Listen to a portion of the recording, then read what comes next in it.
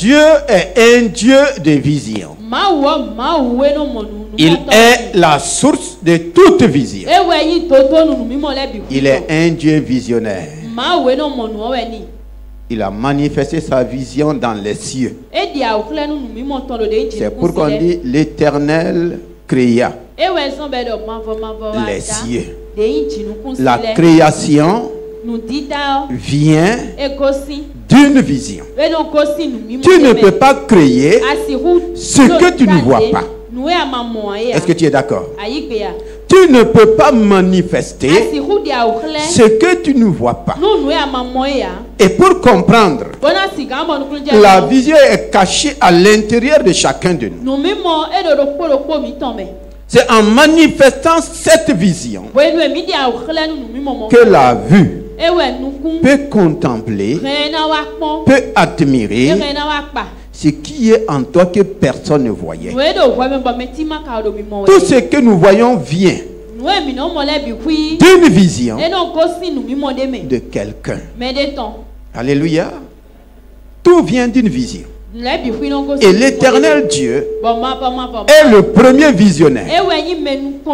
S'il te permet de voir la vision des cieux,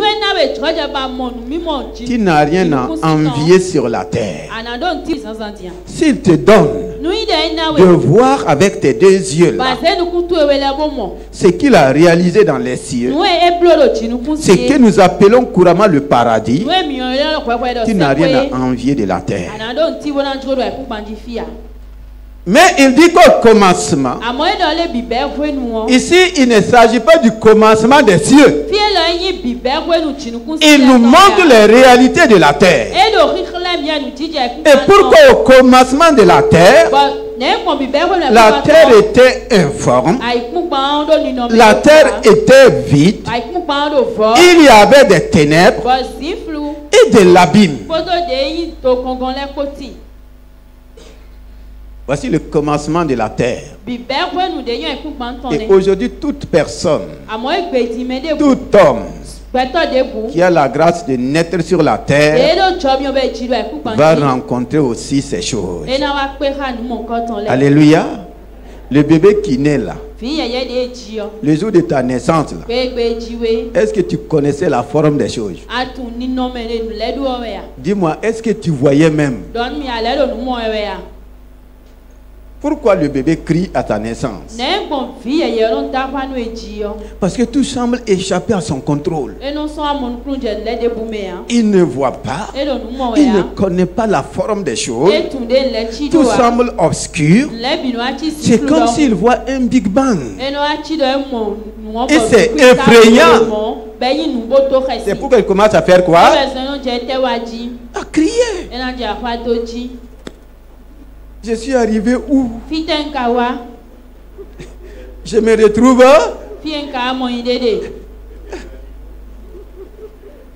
Même sa propre maman, il ne le connaît pas. Même son propre papa, là, il ne le connaît pas d'abord. Voici le commencement de toutes choses. C'est dans ça maintenant que les choses vont commencer à se mettre en place. Voici la vue. Ici c'est d'abord la vue. Le chapitre 1 là, le verset 1 et le verset 2, c'est ce qu'on pouvait avoir, ce qu'on pouvait voir de façon naturelle. Et c'est à Moïse que Dieu a permis de voir cela, parce que c'est lui qui a écrit le livre de Genèse. Dis mon serviteur Moïse, voici comment était la terre. Alléluia. Est-ce que tu es là ce matin? Comment est ta vie aujourd'hui? Comment est ta famille aujourd'hui? Comment est ton service aujourd'hui? Toute chose a un commencement. C'est pourquoi Dieu n'a pas dit que le commencement d'une chose est meilleur que sa fin. Mais qu'est-ce qu'il a dit? la fin d'une chose vaut mieux. Est-ce que le commencement de la terre ici était meilleur?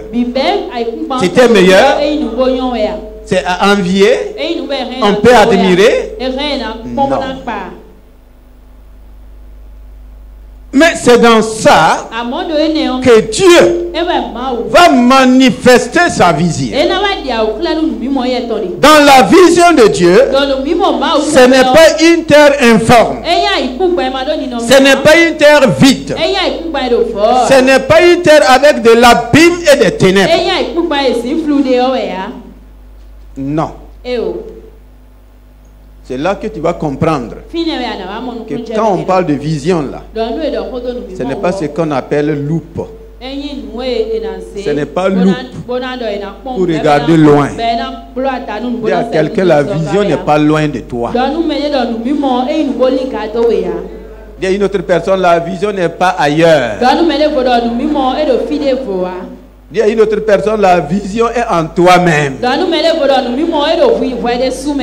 même que tes deux yeux sont sur toi, la vision est en toi. Voici la réalité du commencement. Comment Dieu va manifester sa vision? Le verset suivant dit: Dieu, que quelqu'un dit Dieu, la vision de Dieu va venir de quoi? De ce qu'il va dire. Face à cette réalité, face à cette terre informe, face à cette terre vide, face à cette terre remplie de l'abîme et des ténèbres, c'est ce que Dieu va dire là. Avec le mouvement de l'esprit, il va commencer à mettre en place la vision de Dieu. Donc la vision de Dieu vient de ce que Dieu va dire. Dieu dit. Vous allez comprendre avec moi, même Dieu, avant de voir là, qu'est-ce qu'il fait? Avant de voir, qu'est-ce qu'il fait? Ok. Il faut lire le verset 31 du même chapitre. Ouvre ta Bible. Je veux que tu suives avec moi. Verset 31 du chapitre. Donc le verset 3, c'est là que Dieu a commencé. Dieu dit. Et quand il va continuer de dire, maintenant à la fin, après avoir fini de dire, qu'est-ce qui va se passer? Dieu vit. Ah bon? Maintenant c'est quoi? Dieu vit. Le verset 3 dit? Dieu dit. Le verset 31 dit? Dieu vit. Si Dieu ne dit pas, il ne verra pas.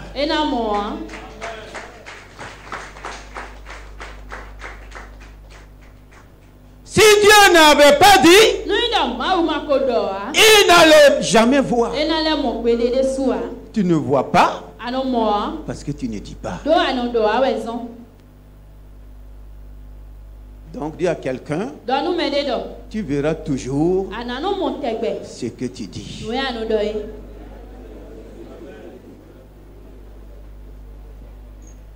Dieu a commencé à dire. On n'a pas dit au commencement Dieu vit. Ou bien au commencement Dieu dit. À la fin Dieu vit. C'est ça la vision. Tu n'as pas encore saisi?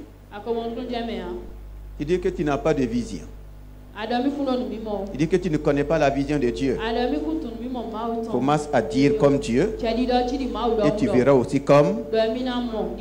Maintenant, si toi tu dis autre chose, tu verras aussi autre chose. Dieu a commencé à dire que la lumière soit. La lumière s'est mise en place. Que l'étendue soit. Que la verdure soit. Que les animaux. Donc, dans cette terre informe, là, Le Seigneur est en train de te donner des secrets pour ta propre vie. Si Dieu me donne quelque chose qui n'a pas de forme, si Dieu te donne quelque chose qui n'a pas de forme, c'est pour que tu fasses quoi? C'est pour que toi-même tu donnes la forme que tu veux. Maintenant, si toi tu veux une forme triangulaire, je sais pas, ou bien une forme, comment? Ah, toi tu aimes ça? Non. En réalité, la forme de ta vie là, c'est toi qui l'as formée. C'est toi qui donnes une forme à ta vie. Dis-moi, qui a décoré ta maison? Le décor de ta maison là, qui l'a fait? Tu vas dire que c'est un décorateur ou une décoratrice. Mais ce n'est pas toi qui as donné l'argent.